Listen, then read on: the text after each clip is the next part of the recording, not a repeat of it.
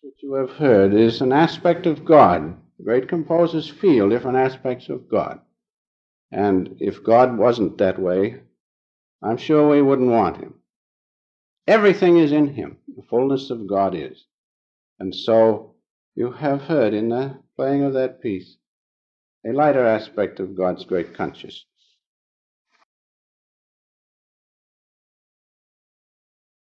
Our subject this morning, Guru, the guide to the infinite. Guru, the guide to the infinite. I hope you will take due notice of the title, Guide to the Infinite. Well, people say, why do we need a guide? God is everything and is supreme, and he is in us. Why do we need a guide? Well, that's pretty good reasoning, but it isn't correct.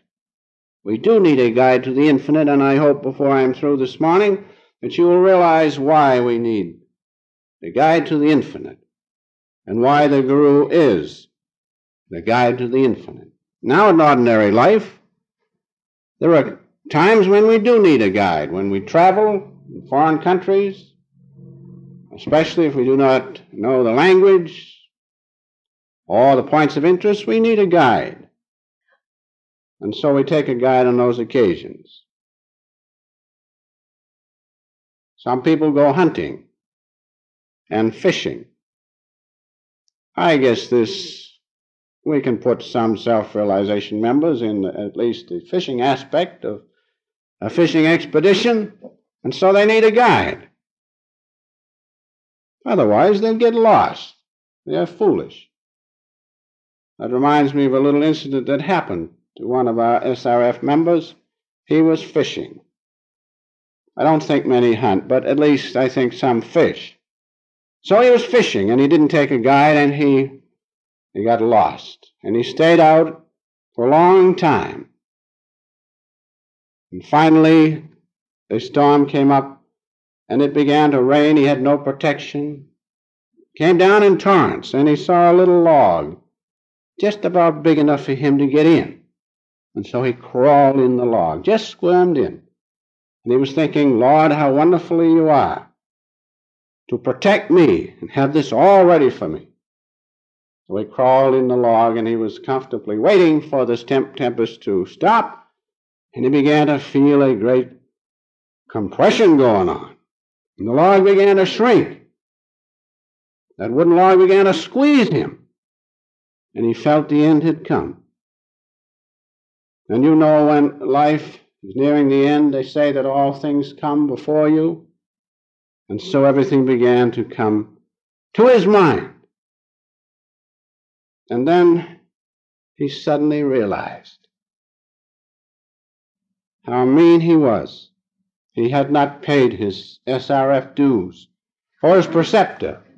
And he felt so small and mean that he shrunk right up and crawled out of the log. So that, at least, I don't think he forgot that he needed a guide. So we do need a guide under certain occasions, and this occasion is if we travel in foreign countries and especially go fishing. Let us always remember to take a guide. Now, the other reason is this. We need a guide in life, but we need it much more to the infinite. Because the guide to the infinite knows the infinite, knows God.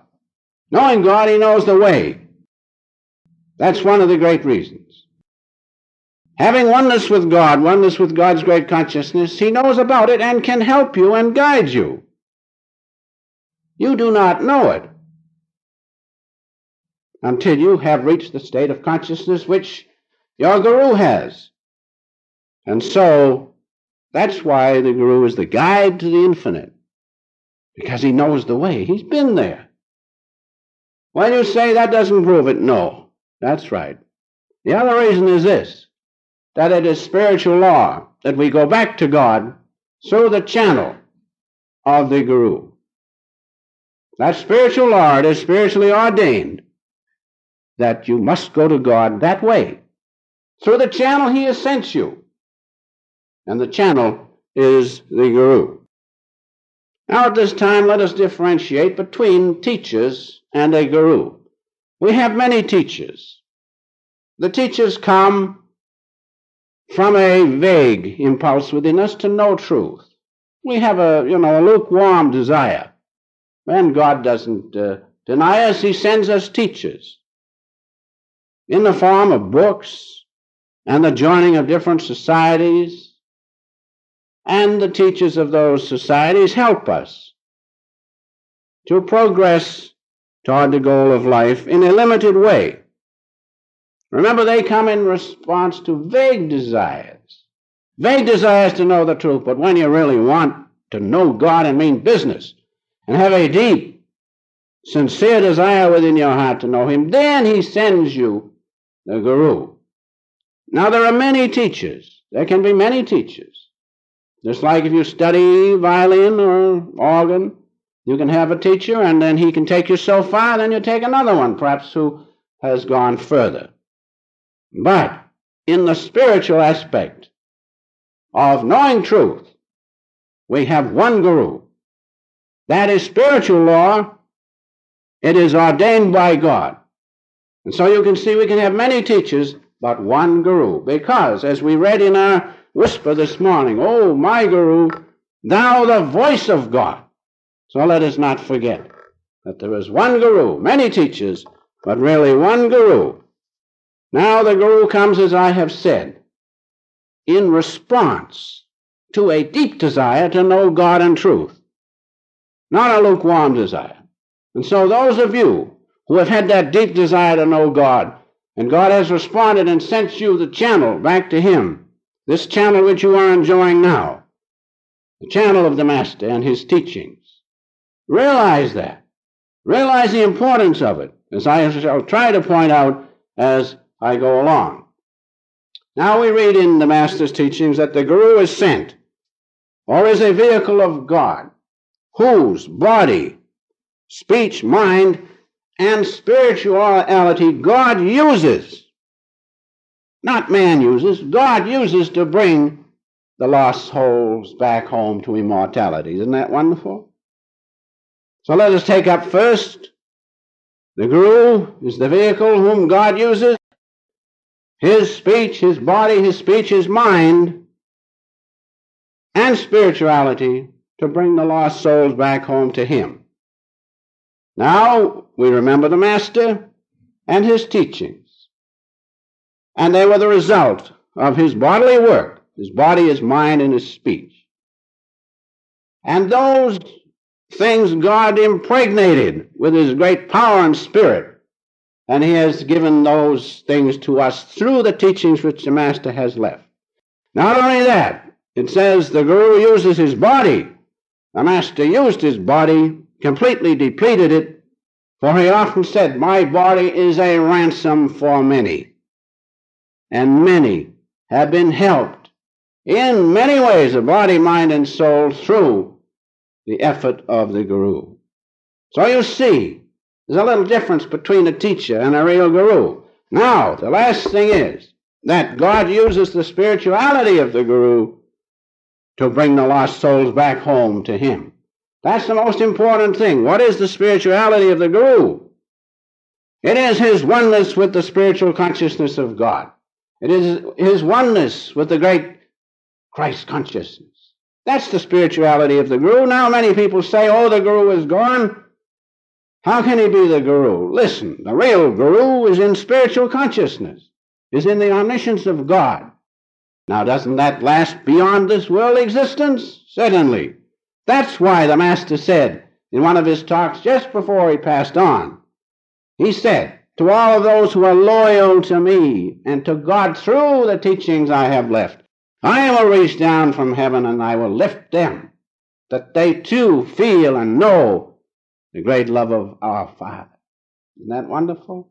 Now you see the difference between a teacher and a guru. Then take St. Francis. St. Francis came a long time after Jesus was here. I forget, I think it's 300 years. It doesn't make any difference.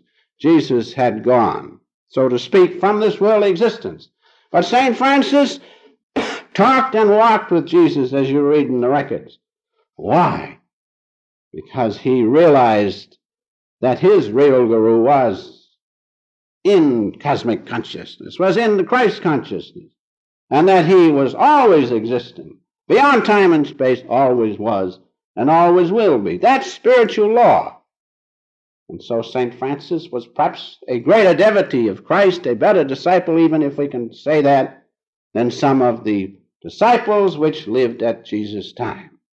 So don't think just because the Guru is not here in body, he is more with us in spirit, because there are no hindrances of bodily consciousness in a weak body and so forth, which is ordinary law according to ordinary living. But the real aspect of the Guru is his spirituality, which is beyond this bodily existence.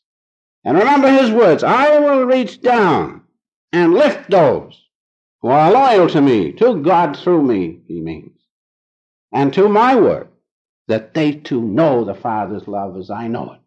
So now you have a picture, a comparison between a teacher and a real guru. Now a guru is ordained by God through spiritual law as your guide. Realize that. Sri Yukteswarji said to the master, and this will show you that it is spiritually ordained, and there's a great difference between a teacher and a guru. He said to our master, Sri Yukteswarji was his guru, he said, I shall be your friend forever and ever, because God asked me to bring you home. Isn't that wonderful? Now, to each and every one of us who are loyal to God through the channel he has sent, the Guru says the same thing. I shall be with you forever and ever. I shall be your friend, because God asked me to bring you home. God is omniscient. He speaks through the channels. And so he has sent us this channel to bring us back home to cosmic consciousness. This is the answer. You find God first by finding your guru. It's different than just a teacher. Teacher can tell you many things. But the guru is the one who takes you to God. Let us not forget that. That's spiritually ordained, and we must realize that when we really want God, God responds. Now, if God responds, should we forget it? Should we overlook it? We should realize that the Master of the universe, the great omniscience of God, has responded to us and sent us a channel. Now, doesn't that make you ought to be loyal to God through the channel? Certainly, when you realize the importance of it. What teacher can give you the realization which the Guru can give you? No teacher. So the Guru is unique. Remember, O Guru, thou the voice of silent God. There is one Guru. There are many teachers. Now we have this referred to in Jesus' words to John the Baptist. You know, John the Baptist was preaching. He took a secondary part compared to Jesus while he was here. And Jesus came with all his glory, because that was in the play, so to speak. That was ordained by God. But John the Baptist was his guru from a previous existence, as many of you have read in our teaching. John the Baptist was Elijah, and Jesus was Elisha. So when he came, John said, he who cometh after me is far greater than I am. I am unworthy to unlatch his shoes. But Jesus said, oh no. No man born of woman is as great as John the Baptist. And so he wanted John to baptize him. And John felt he didn't want to do it. But Jesus said, this is the way of all righteousness. That is that spiritual law, that the Guru is the Guru. And so he suffered and baptized. Jesus suffered himself to be baptized. It's most wonderful. If the Guru is just for this life, what good is that? The Guru is your friend because God sent that particular channel for you. He is your friend forever until you merge in the great oneness and light of God. Then there's no difference. Everybody, thank God, is equal there. Different than in this life. What you have, the position you hold, who you know counts, not with God. When you're one in his great consciousness, we are all equal. And so there you have in the scripture reference to the fact that the guru is most important because he's sent directly by God. And I know in my own case that there are many things that the Master showed me, spiritual experiences he gave me, which I have proved by work and long meditation. I know I could not have received them except it came from God through that channel. That I know. One little instance comes to my mind at Encinitas. We used to come in quite late, and then I used to walk with the Master out in front there back and forth for a little exercise. So he came in and I said, all right, I go to bed now. So he says, oh, wait a minute, let's go in to the kitchen. So he went into the kitchen and he cooked a few little vegetables. And I noticed when he was cooking them that he had a peculiar look about him. They tasted awful good, those vegetables did, even though it was late at night. And I remember I went down to my room, and as I went in the room, and the whole room was filled with light. So the next morning I told him, or next day when I saw him, I told him my experience. He said, yes, I was pretty much in God when I cooked those vegetables. So the Guru is the channel of God, there's no question about it. And he is the one who will take us back home to God. Now, one point I must bring up is this, that there are no self-appointed gurus. A real guru is one, ordained by another real guru. Like our Master was ordained by his guru, and his Master by Lardy Masha, and he by the great Babaji, and Jesus is one with them all. So a real guru is one who is ordained spiritually by another guru, or else one who receives the direct word from God to serve and help others back home to him. Realize that. So a self-appointed guru, don't pay any attention. They must be ordained by God spiritually. You cannot just pick it up or someone give you a title. No, it comes through the channel of God realization. So that's the difference between a teacher and a real guru. Realize that the guru comes from the response, a real response from God to you, because you mean business with God. You really want him. In Daniel, when it says, fear not, Daniel, from the moment you set your heart to understand and began to discipline yourself, chasten thyself, I am come for thy words. Right off the minute that you do that, and the minute you become one with the channel of God, the channel to the great omniscience of God, beyond time and space, all supreme, powerful, infinite God, is open to you then, right then. That's why you improve right off. And so it is wonderful. The Guru, remember, comes as a direct response from God. Isn't that wonderful? And those who meditate, you meditate and you go deeper and deeper, and finally you will see the light beyond the atoms of which the Master spoke. And then, in that light, you will sometimes see a response of Divine Mother or God. Then you feel awful good. That's why we sing the chant, what lightning flash glimmers in thy face, seeing thee I am thrilled through and through. Why not? A direct response from the Master of the universe certainly will thrill you, because that's the ultimate. So keep on with your meditations. Keep on following the channel God has sent you until you get the direct response of God. And you will get it. Because remember, the Guru, being one with God's omniscience, also is spiritually ordained to help you. That's the key. Teachers sometimes are not one with God's omniscience. But those who are one with God's omniscience do God's will, nothing else. That's why they're real gurus. Now, this guru-disciple relationship must be built on complete understanding. Complete understanding between the guru and the disciple.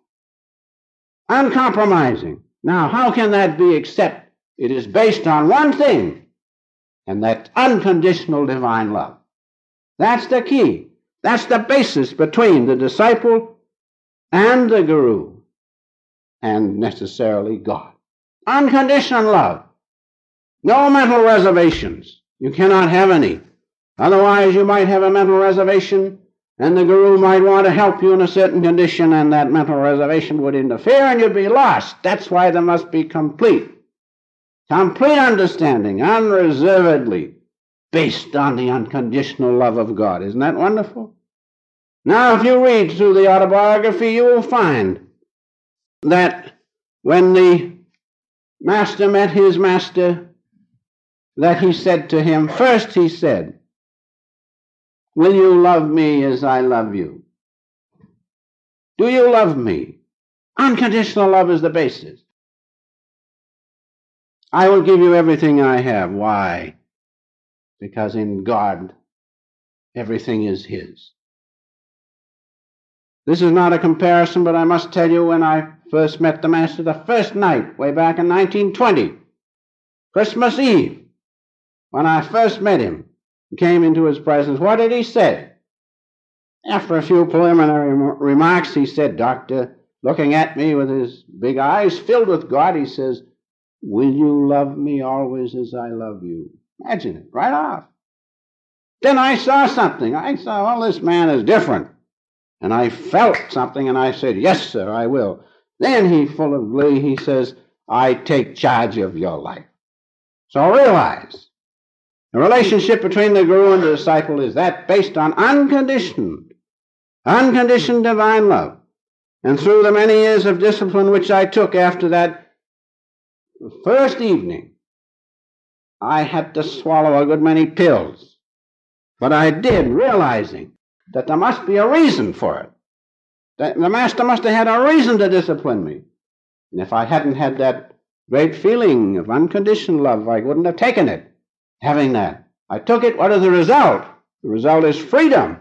Freedom from attachment to matter and all such things which limit us.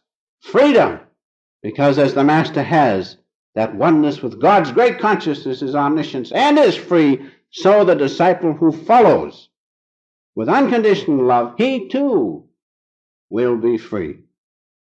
And so we come to the end.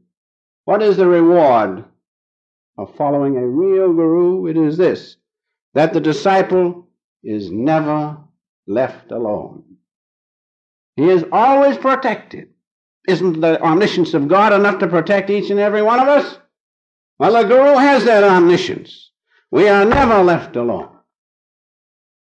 I've told you this story about Plymouth where I was caught out in the storm. And the Master knew it right off. Why? Because the disciple is never left alone. Never left alone. Always protected. What good is the guru unless he protects you under all conditions? The guru, having oneness with God's omniscience, knows where the disciple is, knows what he is doing, watches over him. That's the first thing that comes from the true guru discipleship, master discipleship. Secondly is this, that when you contact a real guru, you have no more blind spiritual gropings. Do you see? You follow this teacher and that teacher, you're not satisfied. But when you follow the guru, he being one with God, then the soul is satisfied. And then you do not spiritually grope anymore, because you know God will take care of you and will speak to you through the guru. And that leads me to the last point. What is the reward of following a true guru, the voice of God really? It is that you attain true freedom. If you allow your will to be united with the guru's will, who is one with God's unconditioned will, unlimited will, then you too attain that unlimited will of the infinite. Having that, you have true freedom, because as the guru realizes one with the infinite, this is the key now. This is why he should be your guide. The guru is one with the infinite. You following him with unconditioned love, unreservedly, completely, you too attain the same freedom which he has. But remember, it must be a true guru. And so uniting your will with the will of a true Son of God as our Master. Then what happens? Then your spiritual eye is open. Your spiritual eye of wisdom and intuition is open, and you are taken to the infinite. And so in conclusion, I'd like to just read what the Master has said concerning those who wish to follow self-realization fellowship 100% and be loyal to the Guru. This is what you can expect. I could tell you in my own words. I'd like to read it so that you have it just from the Master. If it is your desire to follow the path of self-realization 100%, giving unconditional devotion and loyalty to the link of the Masters, if you do this willingly from your heart, without any mental reservation, and you will automatically become a link in the divine chain established between the Guru, the disciple, and the great ones. Then, if you do that, if you remove all obstructions so God can work through that chain of which you are a link, then you will receive their help, and their guidance, and their wisdom. And as they are one with the infinite, and our Master is one with the infinite, so you too, without question of a doubt, if you follow their guidance, you too will be one with the infinite.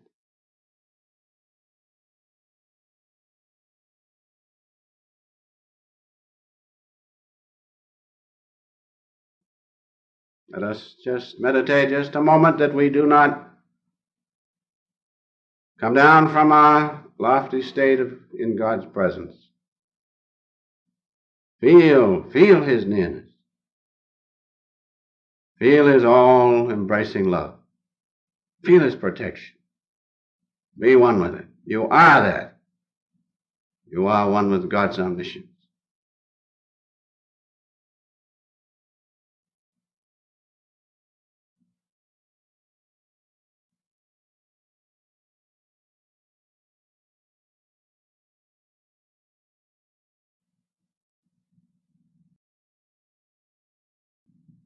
As we are in this calm consciousness, let me just read a few words from one of the Master's letters. I know you'll enjoy it. Apply it to yourself.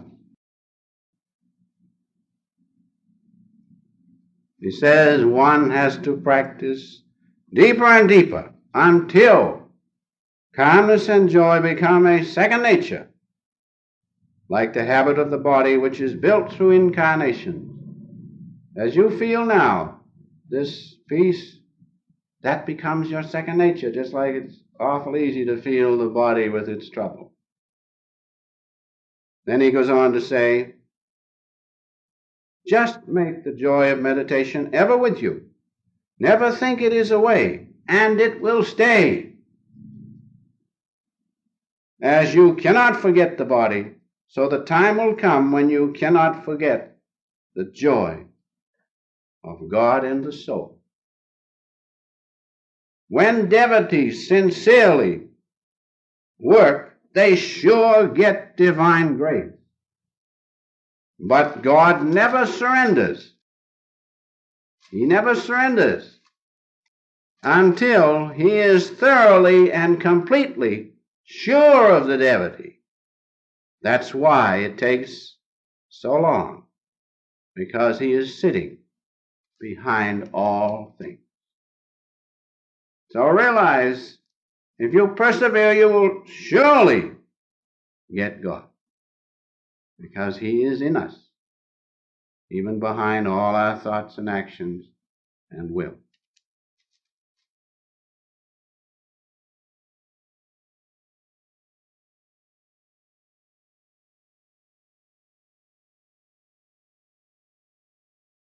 Infinite Father, may thy grace be upon us, that we never feel separated from thee,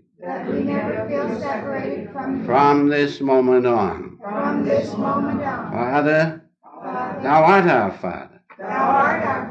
We are one with thee. We are one with thee. There is no separation. There is no separation between us. between us. Father, Father, we bow to thee. we bow to thee. Now let us rise and sing with joy in our hearts our closing song.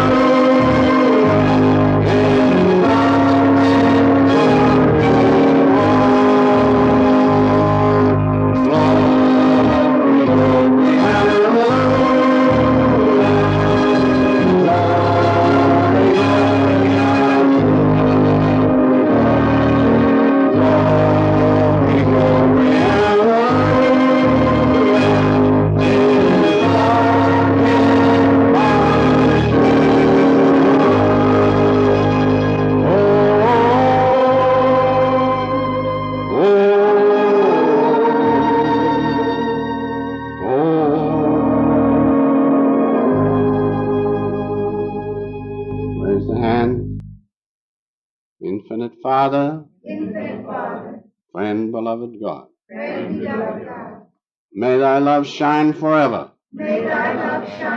on the sanctuary of my devotion, and may I be able, by thy grace, to awaken thy love in all hearts. Make my soul thy temple. Make my heart thy altar. Make my love thy home. Be thou the only King, reigning on the throne of all my desires. I bow to thee, O Father, to thy channels, Jesus, Bowers, Lardimash, Sukcheswaji. And I offer my love on the altar of my heart to the Master, who sacrificed so much for so many, and for me. I bow to him. Om, peace, bliss. Amen. God bless you.